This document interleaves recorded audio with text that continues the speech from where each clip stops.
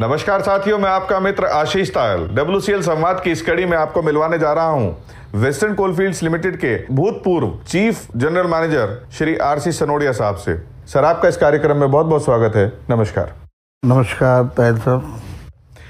Sir, आपने लंबे समय तक कोल इंडिया को अपनी सेवाएं दी हैं। अपने करियर की शुरुआती दौर से रिटायरमेंट तक की अपनी यात्रा हमारे WCL परिवार के सदस्यों के साथ साझा करने की कृपा करें।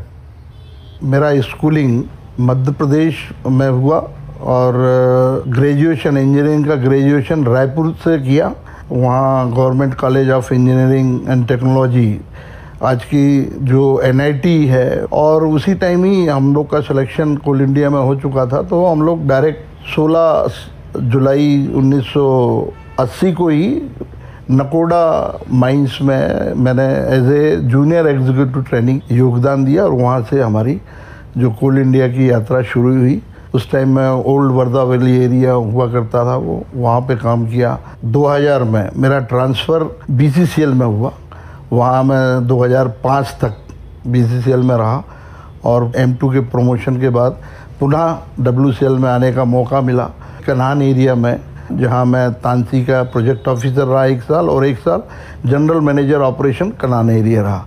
उसके बाद 2007 में मुझे नागपुर एरिया का एरिया जनरल मैनेजर नियुक्त किया गया और उसी दौरान मेरा प्रमोशन भी चीफ जनरल मैनेजर 2008 में हुआ। उसके बाद 2010 में मैं वनी एरिया का CGM बना। नीलजई माइंस वहाँ एक थी, उसको नेशनल सेफ्टी अवार्ड मिला था, जो मैंने दादेन ऑनरेबल प्रेसिडेंट ऑफ इंडिया के हाथों विज्ञान भवन दिल्ली में मैंने ये पुरस्कार ग्रहण किया। वहाँ से 2013 से हेडक्वार्टर में as a chief general manager project and planning मेरी नियुक्ति हुई और 2014 से लेके 2018 तक मैं चीफ जनरल मैनेजर प्रोडक्शन रहा। वहीं से मैंने रिटायरमेंट लिया। करीबन 38 साल, 38.5 साल कह सकते हैं इस कोल इंडिया को दिया हुआ। सर, कोयले की मांग हमेशा बढ़ती रहती है। बढ़ती मांग को पूरा करने के लिए आपके समय में क्या चुनौतियां थी? आज के परिवेश में आप उन स्थितियों को कैसे देखते हैं? जब हम लोग ने कोल इंडिया ज्वाइन किए, खासकर WCL में 1985 में ये 2 कंपनियां बाइफरकेट हुई, WCL और SCCL अलग हुआ। ये सेंट्रल इंडिया का कंपनी रहने से ज़्यादा कोल प्रोडक्शन की मांग थी। मेरा जो मानना था कि किसी भी देश की तरक्की में ऊर्जा का बहुत बड़ा योगदान रहता है और वो भी ऊर्जा सस्ती ऊर्जा होना, अवेलेबल होना। तो इसमें कोयला ही एकमात्र विकल्प था, जो आज भी है। और उस दौरान प्रोडक्शन के साथ साथ डिमांड भी बढ़ रही थी, इंडस्ट्रियाँ भी खुल रही थी। मैकेनाइजेशन शुरुआती दौर में था, क्योंकि उस टाइम में जो बास्केट माइनिंग हुआ करती थी, बास्केट के बाद स्क्रैपर माइनिंग, फिर SDL माइनिंग आई, फिर LSD माइनिंग आई अंडरग्राउंड में, और फिर उसके बाद में कंटिन्यूस माइनर आए। और ओपन कास्ट में भी यदि आप देखेंगे तो पहले लो कैपेसिटी के HEMM हुआ करते थे। यानी कहने का मतलब है उस प्रोडक्शन को मीट करने के लिए बिगर साइज़ के HEMM भी लाए। CGM प्रोडक्शन एंड प्लानिंग में जब मैंने योगदान दिया, उस टाइम WCL में जो भी माइंस खुल रही थी वो कास्ट प्लस माइंस हुआ करती थी। कोयले का दाम है जस्ट डबल ट्रिपल ऐसे हो जाता था, तो उसके बायर्स मिलना बहुत मुश्किल थे। जब इन डेप्थ स्टडी की गई और ये देखा गया कि यदि कुछ नॉर्म्स हम रिलैक्स करें, कुछ एक्टिविटी हम आउटसोर्स करें, तो करीबन बहुत से प्रोजेक्ट्स हम लोग नॉर्मल कास्ट ऑफ प्रोडक्शन जो रहता है उसमें हम लोग खोल सकते हैं। और इन सब चीज़ों में कोल मिनिस्ट्री, कोल इंडिया चेयरमैन, बोर्ड, इसके बाद WCL बोर्ड, CMD साहब, ये सभी लोगों ने काम किया। और उसके चलते जो एक मिथ था कि WCL कभी 45 मिलियन से ज़्यादा प्रोडक्शन नहीं कर सकता, क्योंकि यहाँ जो डिपॉजिट था डीप सीटेड थे, कोई मेगा डिपॉजिट्स की माइंसें नहीं थी।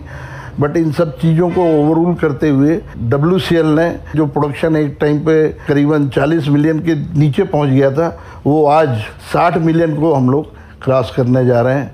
ये बहुत बड़ी बात है। सभी इसके लिए CMD साहब, ऑफिसर्स, स्टाफ, यूनियन लीडर्स बधाई के पात्र हैं। एक चीज़ मैं और आपको मैं बोलूँगा कि जो पिछला फाइनेंशियल ईयर WCL ने 21-22 में प्रोडक्शन, ओबी रिमूवल और जो कोल डिस्पैच किया है वो अपने आप में एक रिकॉर्ड है। और मुझे बताते हुए हर्ष है कि इस बार भी इस फाइनेंशियल ईयर 22-23 में WCL के रिकॉर्ड को तोड़ के इन तीनों फ्रंट में आगे बढ़ेगा। सर, आपको कोयला जगत में एक अनुभवी व्यक्ति के रूप में जाना जाता है, इस बारे में आप हमें क्या बताना चाहेंगे? पहला, मैं टीम वर्क हमेशा उस पर बिलीव किया। दूसरा, क्विक डिसीजन किसी भी समस्या का लेना है। तीसरा, पार्टिसिपेटिव मैनेजमेंट में मैंने हमेशा विश्वास किया है। और चौथा कि 24/7 आपकी अवेलेबिलिटी रहे। जब भी कोई किसी की समस्या रहे, आप उस समस्या को सुने और कोशिश करें कि सॉल्व करें, क्योंकि समस्या यदि आप नहीं सुनेंगे तो समस्या हल तो नहीं होगी, शिफ्ट ज़रूर होगी, पर बाद में वो फिर रिबाउंड करेगी आपको। ऐसे तो बहुत एग्जाम्पल हैं, बट 2-3 एग्जाम्पल मैं आपको ज़रूर शेयर करना चाहूँगा। 1998 की मुझे ख्याल आ रहा है, एक धूपतला ओपन कास्ट माइंस और एक शास्त्री अंडरग्राउंड माइंस। और जब मैंने सवेरिया का चार्ज लिया उस टाइम दोनों ही माइन बंद थी। एक माइन फायर के चलते बंद थी, दूसरा माइन इनंडेशन के चलते बंद थी। शुरू के दौर में ओपन कास्ट के ऊपर का जो कोयला रहता था, अंडरग्राउंड चला के जो गैलरीज रहती थी, वो वर्धा नदी के किनारे में धूपतला ओपन कास्ट माइन थी। और वो पहले ही जब रेनी सीजन का फ्लड आया तो वो अंडरग्राउंड गैलरियाँ कनेक्ट हो गई और वो टोटल माइन इनंडेट हो गई। फिर जब मैंने चार्ज लिया तो जैसा मैंने आपको बतलाया, टीम भावना, पार्टिसिपेशन मैनेजर, कोई डिसीजन, इन्हीं सब के चलते वो माइन को हम लोग रिकॉर्ड टाइम में डिवाटर किए और वहाँ से कोल प्रोडक्शन स्टार्ट कराए। और सेकंड, जो शास्त्री अंडरग्राउंड माइंस थी, वो भी बहुत पुरानी माइंस थी और वहाँ depillaring with SDL, sand stowing with coal winning by SDL method से काम चल रहा था। बट वो थोड़ा फ्लैट ग्रेडियंट रहने से पूरा पैक नहीं रहा होगा, तो वहाँ हीटिंग स्टार्ट हो गई। तो उस माइन को भी करीबन जो पर्टिकुलर पैनल और ये जगह को सील करके उसको भी रिकॉर्ड टाइम में हम लोगों ने ये सभी quick decision making, correct decision, quick decision with आपका जो इंटेंशन है बहुत फेयर रहना चाहिए, जिससे कि ज़्यादा से ज़्यादा लोग लाभान्वित हों।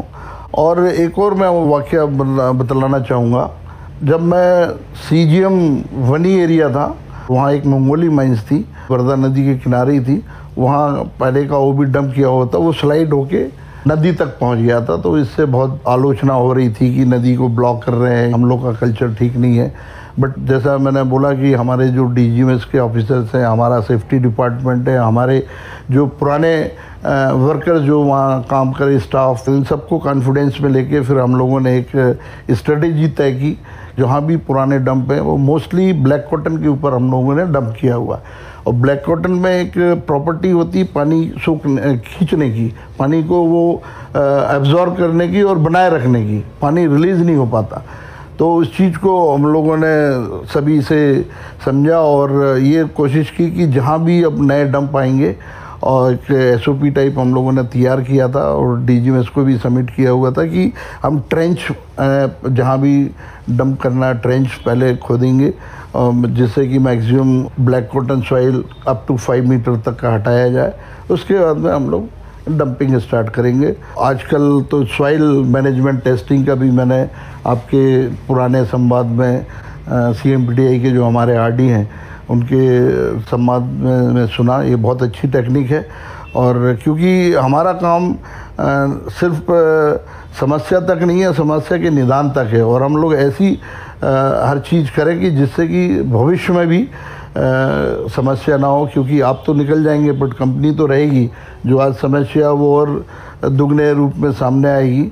हम सबको इसी दिशा में काम करना चाहिए कि कंपनी ज़्यादा से ज़्यादा आपके नॉलेज शेयरिंग है या जो भी एक्सपीरियंस है उससे लाभान्वित हों, ये मेरा मानना है। सर, माइनिंग इंडस्ट्री में पूर्व में और आज के समय में आप क्या फ़र्क महसूस करते हैं? इस इंडस्ट्री में पिछले वर्षों में कितना इजाफा हुआ? मैं यदि अपने जो ज्वाइनिंग पीरियड को देखूं और आज का जो दौर देखूं तो बहुत ज़्यादा डिफरेंस मैंने देखा है। खासकर यदि मैं इन एक्टिविटी को यदि 4 उसमें ग्रुपिंग करता हूँ, एक तो प्रोडक्शन, दूसरा कामगारों के हित के लिए सहूलियत है, तीसरा स्टेक होल्डर्स का, और CSR एक्टिविटीज़। तो मैं प्रोडक्शन से को बोलना चाहूँगा कि जो हम लोग के टाइम में अंडरग्राउंड में खासकर लोडर माइनिंग हुआ करती थी, बाद में धीरे धीरे उसमें मैकेनाइजेशन हुआ।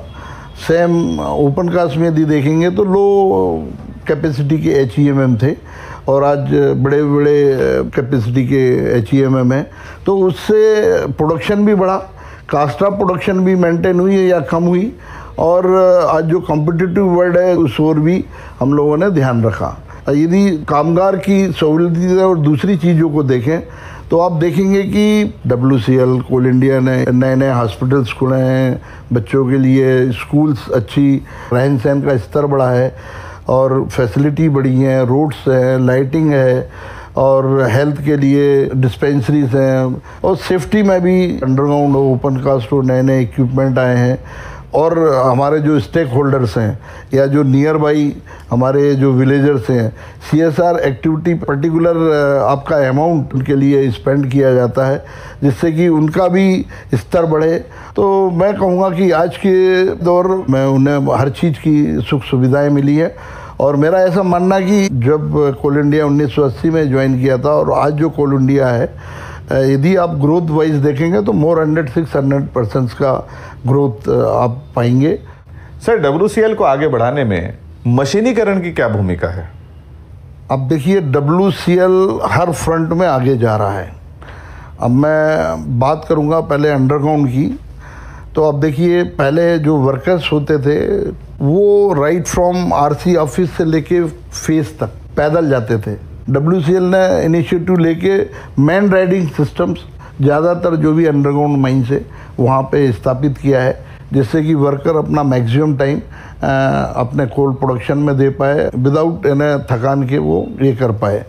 दूसरी चीज़ है कोला कल्चर। पहले झोड़ा माइनिंग हम लोग जिसको बोलते थे, बास्केट माइनिंग, वहाँ धीरे धीरे SDL हो गया, LSD हो गया, और अभी कंटिन्यूस माइनर। और मुझे जान के बड़ी खुशी है कि अभी जो प्रेजेंट मैनेजमेंट है, CMD साहब श्री मनोज कुमार साहब और पूरे डायरेक्टर्स उनकी टीम ने अभी तवा में एक कंटिन्यूस माइनर बिठाया हुआ, जहाँ से कोल प्रोडक्शन चालू हो गया है।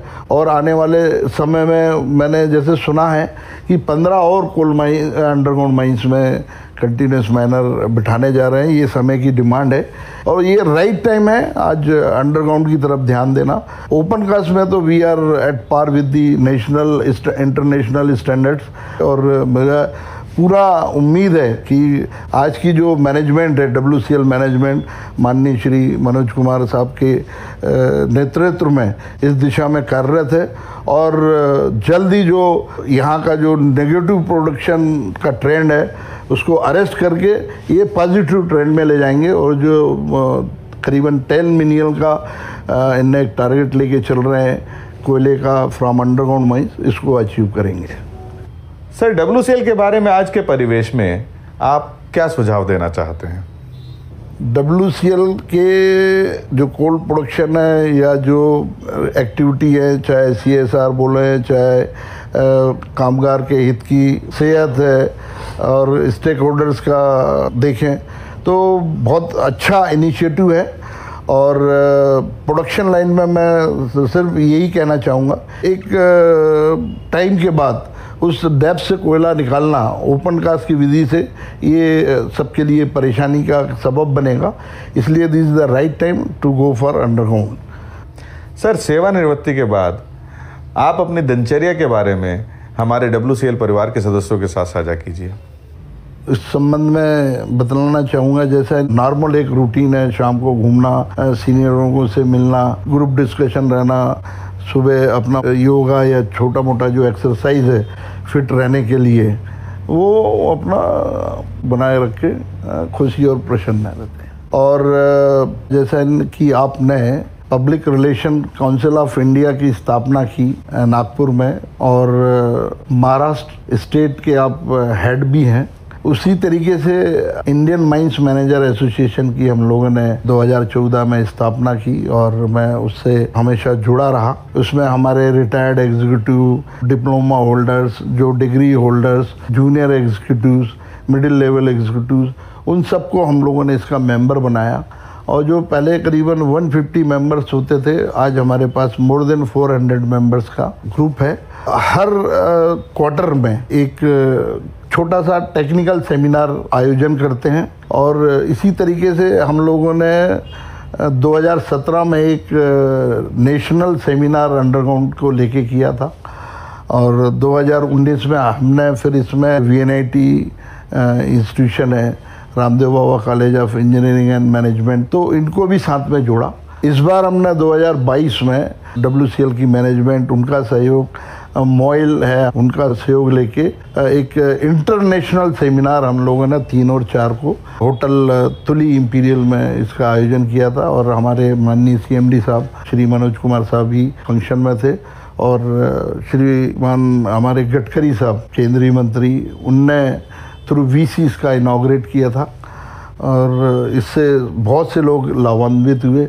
और इस तरीके के हम लोग की गतिविधियां चलती रहती हैं कि हम लोग, जैसा आपने जो जर्नलिज्म के लड़के हैं उनको टाइम टू टाइम गाइड करते हैं और भी जो उनकी हेल्प हो सकती है, उसी प्रकार से हम लोग भी यंग स्टूडेंट या जो करंट हमारे माइनिंग इंजीनियर्स हैं उनकी समस्याओं की ओर ध्यान देते हैं।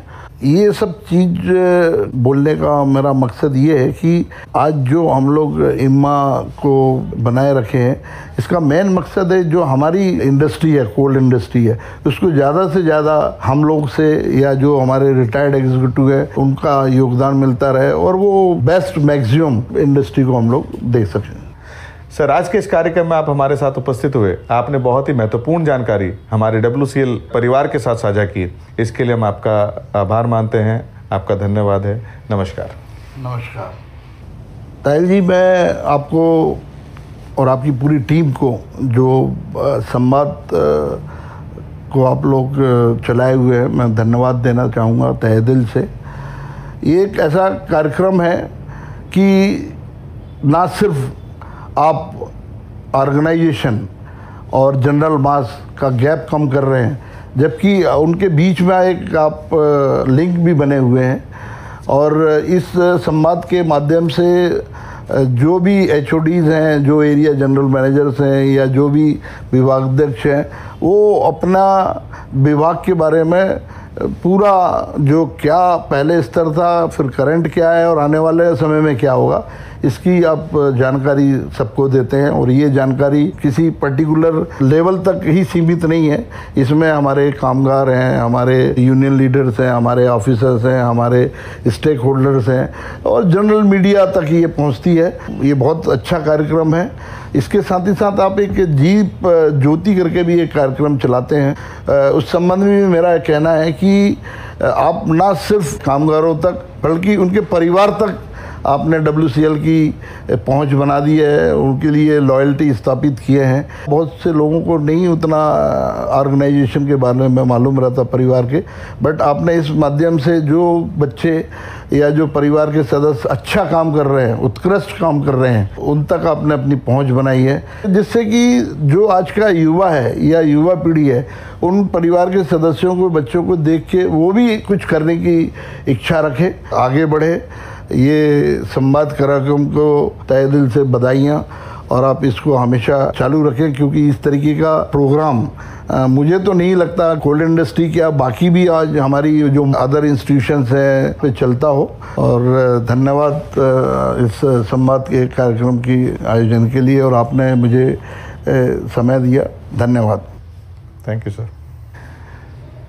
साथियों, WCL संवाद कार्यक्रम को आपने खूब सराहा, ढेर सारा प्यार दिया। इस कार्यक्रम को और अच्छा बनाने के लिए हम आपके सुझाव निरंतर आमंत्रित करते हैं। नमस्कार।